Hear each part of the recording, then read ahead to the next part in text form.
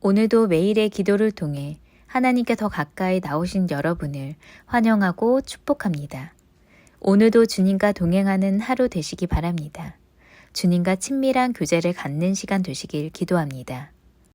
오늘 우리에게 주신 하나님의 말씀은 사무엘상 10장 25절의 한 구절입니다. 함께 읽으며 나가겠습니다. 사무엘이 나라의 제도를 백성에게 말하고 책에 기록하여 여호와 앞에 두고 모든 백성을 각기 집으로 보내매. 아멘. 오늘 우리가 함께 볼 말씀은 하나님 앞에 서는 자가 가정과 교회를 세운다라는 말씀입니다. 25절은 사울이 왕으로 세워진 후 사무엘의 모습을 보여줍니다. 사울이 왕으로 뽑힌 후 사무엘은 왕이 행해야 할 의무를 책에 기록하고 하나님 앞에 둡니다. 사울이 하나님 앞에 선 왕, 하나님 앞에 서는 사람이 되기를 바라며 했던 행동입니다. 이로써 사울은 하나님 앞에 서게 됩니다. 사울은 왕의 시작을 하나님 앞에 시작되게 된 것입니다. 이로써 사울은 이스라엘을 세우는 은혜를 경험할 수 있었습니다. 우리도 주님께서 맡겨주신 가정과 교회가 있습니다. 사울이 이스라엘을 세운 것처럼 이스라엘을 세우기 위해 하나님 앞에 선 것처럼 우리도 맡겨주신 가정과 교회를 위해 하나님 앞에 서야 합니다. 그렇다면 하나님 앞에 선다는 것은 어떤 의미일까요? 요한복음 1장 1절은 이렇게 기록되어 있습니다. 함께 한 목소리로 읽겠습니다. 태초에 말씀이 계시니라. 이 말씀이 하나님과 함께 계셨으니 이 말씀은 곧 하나님이시니라. 아멘. 말씀은 하나님이시고 하나님은 말씀이신 것입니다. 그렇다면 하나님 앞에 선다는 것은 말씀 앞에 선다는 것으로 이해할 수 있습니다. 그럼 정리가 됩니다. 가정과 교회를 세우기 위해서는 말씀 앞에 서야 한다는 것입니다. 말씀 앞에 선다는 것은 어떤 의미일까요? 오늘 우리는 사울과 이스라엘 백성들의 모습을 통해 말씀 앞에 선다는 것은 무엇인지 함께 살펴보는 시간을 갖겠습니다. 여러분께 부탁드립니다. 오늘 선포된 말씀을 통해 말씀 앞에 선다는 것이 무엇인지 기억하셔서 말씀으로 여러분의 가정과 교회를 세우시기를 기대하고 소망합니다. 말씀 앞에 선다는 의미, 그 첫 번째 의미를 살펴보기 위해서 함께 성경을 보길 원합니다. 10장 22절입니다. 함께 읽겠습니다. 그러므로 그들이 또 여호와께 묻되 그 사람이 여기 왔나이까. 사울이 사라지자 이스라엘 백성들은 사울을 찾습니다. 찾아도 못 찾게 되자 하나님께 엿줍는 장면이 나옵니다. 문제가 생기자 하나님께 묻는 것이죠. 이스라엘 백성들은 문제가 생기니 말씀이신 하나님께 답을 구한 것입니다. 이 모습을 통해 우리가 볼 수 있는 것은 말씀 앞에 선다는 것은 말씀에서 답을 찾는 것이다 라는 것을 알 수 있습니다. 성경 속엔 말씀으로 답을 찾는 모세의 모습이 기록되어 있습니다. 모세는 이스라엘 백성을 애굽의 노예 생활에서부터 구출하여 가나안으로 인도한 위대한 지도자였습니다. 그가 200만에 넘는 이스라엘 백성을 이끌고 갈 수 있었던 이유는 탁월한 지도력도 있었지만 더 중요한 것은 하나님께 물어보는 사람이었기 때문입니다. 출애굽기엔 하나님께서 모세에게 너는 지금 바로에게 가서 이스라엘 백성들을 내보내달라고 이야기해라 하라고 말씀하시는 장면이 있습니다. 그때 모세는 바로가 나를 누가 보냈냐고 물어보면 뭐라고 해야 할까요? 라고 다시 하나님께 묻습니다. 그의 하나님께서 스스로 있는 자가 보내라고 했다라고 말씀하시죠. 모세는 하나님께 물어봤던 것입니다. 또 모세는 이스라엘 백성들의 자잘못을 따지는 그 순간에도 하나님께 여쭙는 모습이 있습니다. 모세는 출애굽하는 모든 과정에서 하나님께 답을 찾는 사람이었습니다. 모세는 말씀이신 하나님께 답을 구하는 사람이었던 것입니다. 우리도 평생을 답을 찾아가며 살아갑니다. 인생은 끊임없이 답을 찾는 여정이죠. 건강이나 물질, 관계에서 어려움이 있을 때 그 어려움을 극복하기 위해 답을 찾습니다. 그리고 어려움이 없는 경우는 좀 더 나은 삶을 살기 위해서 답을 찾습니다. 우리 그리스도인들은 그 답을 말씀에서 찾기를 바랍니다. 이스라엘 백성들이 하나님께 사울의 위치를 구했던 것처럼, 사울이 어딨냐고 물어봤던 것처럼, 모세가 문제 속에서 하나님께 답을 구했던 것처럼 우리도 말씀에서 답을 찾기를 원합니다. 말씀 앞에 서셔서 말씀으로 답을 찾으시는 여러분이 되시기를 간절히 소망합니다. 다음으로 우리가 말씀 앞에 선다는 것의 두 번째 의미를 살펴보기 위해서 사무엘상 10장 11절을 함께 읽겠습니다. 전에 사울을 알던 모든 사람들이 사울이 선지자들과 함께 예언함을 보고 서로 이르되 기스애들에게 무슨 일이 일어났느냐, 사울도 선지자들 중에 있느냐 하고. 아멘. 사울은 왕으로 취임받기 전에 하나님의 징조를 따라 산으로 올라갔을 때 예언을 하게 됩니다. 그리고 11절에 기록되어 있는 것처럼 주변에 있는 사람들이 내가 알던 사울이 맞아? 라며 놀라하게 됩니다. 사울이 변화되었던 것이죠. 하나님의 말씀을 따라 걸어냈을 때 사울은 변화된 것입니다. 이 모습을 통해 우리가 볼 수 있는 것은 말씀 앞에 선다는 것은 변화되는 것이다 라는 것으로 볼 수 있습니다. 성경에는 말씀이신 하나님과 예수님 앞에 서서 변화된 인물들이 있습니다. 베드로가 그런 사람이었습니다. 또 바울이 그런 사람이었습니다. 베드로는 예수님이 잡히시고 나서 자기는 예수님을 모른다라며 예수님을 부인하며 도망합니다. 그리고 그 아픔과 슬픔 속에서 지내게 되죠. 하지만 부활하신 예수님을 만나 다시 한번 예수님 앞에 서게 됩니다. 바울은 온갖 지식과 학문을 지녔고 그것으로 예수님을 믿는 사람을 박해했던 사람이었습니다. 하지만 예수님이 그를 불렀고 그는 예수님 앞에 서게 됩니다. 말씀이신 예수님 앞에 섰던 그 둘은 어떻게 되었나요? 이전의 삶과 전혀 다른 삶으로 변화하게 됩니다. 예수님을 배반하고 도망갔던 베드로는 다시 한번 예수님을 증거하는 사람을 낚는 어부가 되었고, 예수님을 따르던 자를 박해했던 바울은 초대교회를 지지하고 사랑하는 사람이 됩니다. 이처럼 말씀이신 예수님 앞에 이들은 변화하게 됩니다. 그리고 본문의 사울 또한 말씀을 따랐기에, 말씀 앞에 섰기에 변화될 수 있었죠. 세상에선 사람은 쉽게 바뀌지 않는다라고 말합니다. 사람은 고쳐 쓰는 것이 아니다라고 이야기하죠. 하지만 성경엔 하나님을 만나 변화된 사람들이 많이 있습니다. 단적인 예로 저도 하나님이 변화시켜 주신 사람입니다. 지금도 변화하고 있죠. 이것은 사람은 사람이 바뀌는 것이 아니라 하나님이 바꾸시는 것입니다. 라는 것을 우리가 볼 수 있습니다. 여러분께 부탁드립니다. 말씀 앞에 선다는 것은 변화되는 것이라 라는 것을 기억하셔서 바울과 베드로 그리고 사울이 말씀으로 변화된 것처럼 우리도 말씀 앞에 서서 말씀을 묵상하고 변화된 삶을 사시기를 간절히 소망합니다. 다음으로 말씀 앞에 선다는 것의 마지막 의미, 그것은 어떤 의미인지 살펴보기 위해서 25절 마지막 부분을 함께 읽겠습니다.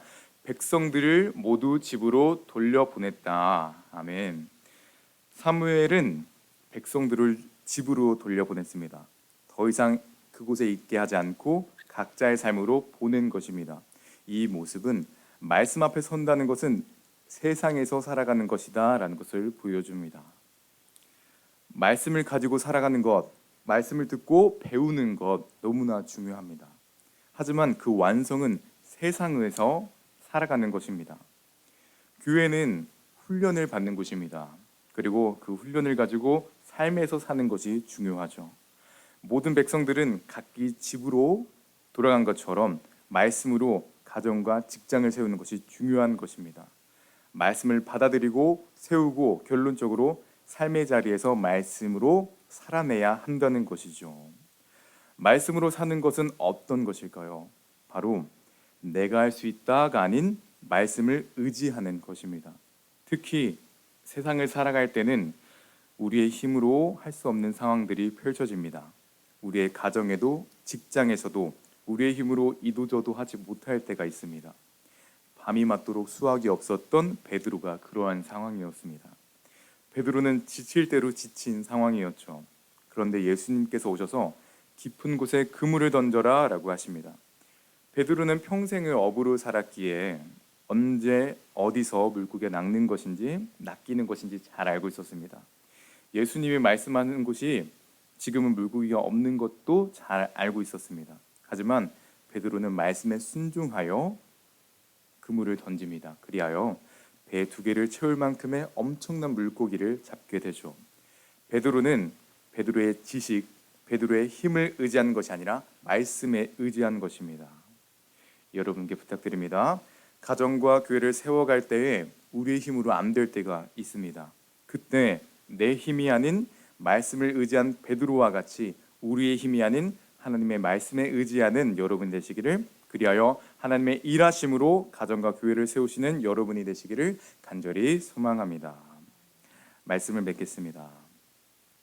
오늘 이 아침 우리는 요한복음 1장 1절에 기록된 말씀처럼 하나님은 말씀이시기에 하나님 앞에 서는 것은 말씀 앞에 서는 것이며, 말씀 앞에 선다는 것은 말씀에서 답을 찾고 말씀으로 변화되며 마지막 그 말씀을 가지고 세상을 살아내야 하는 것이다 라는 것을 보았습니다.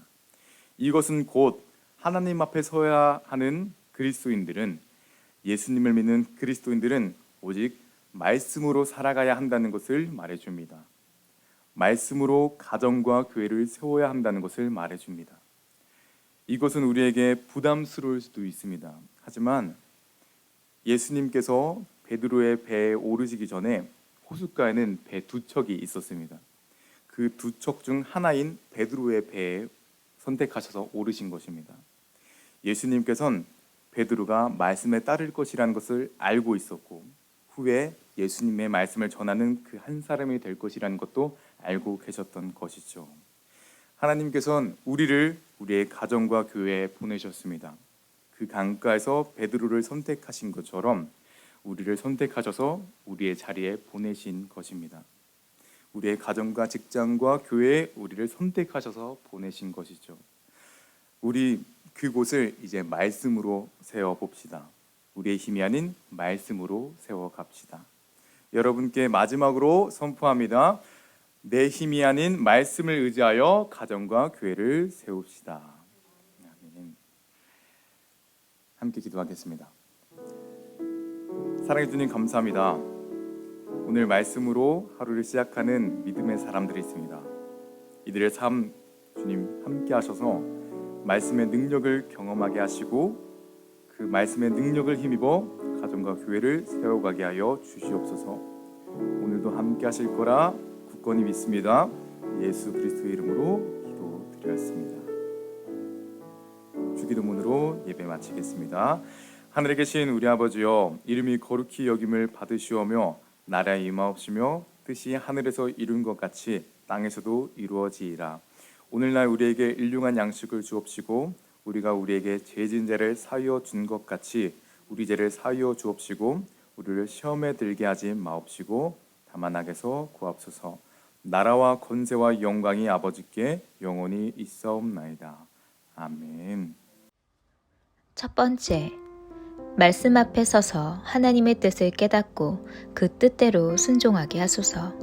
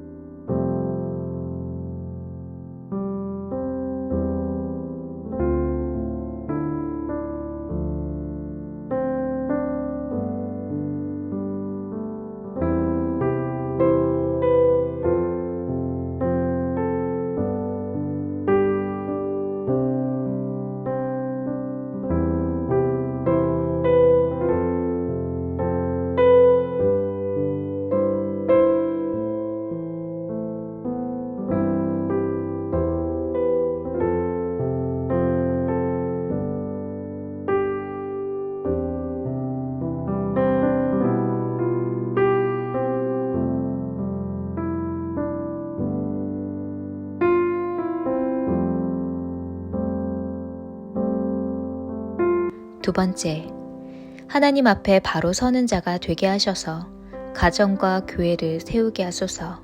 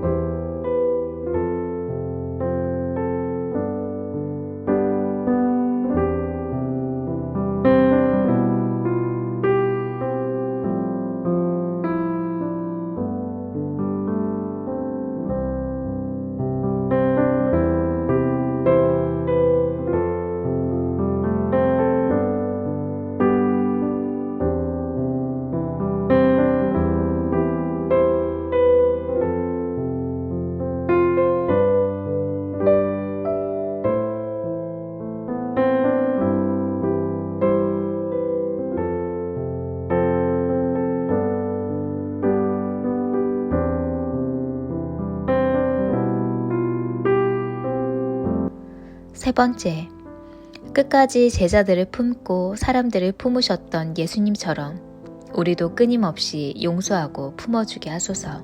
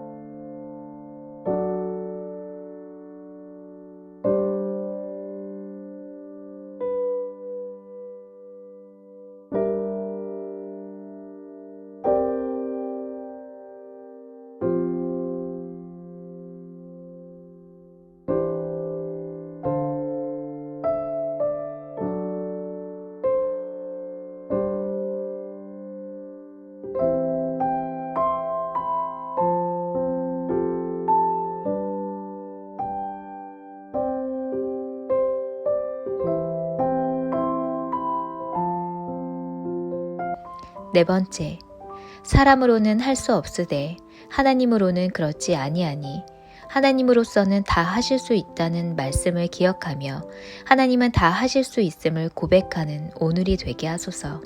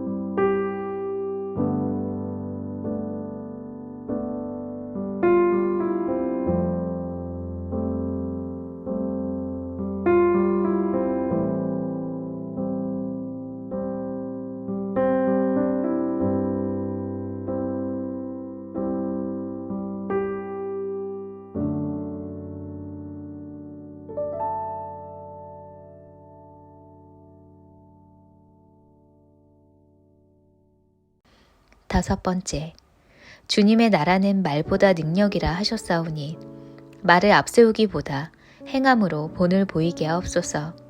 작은 변화의 물결이 우리 교회에서 퍼져나가 지역 사회를 변화시키는 희망이 되게 하소서.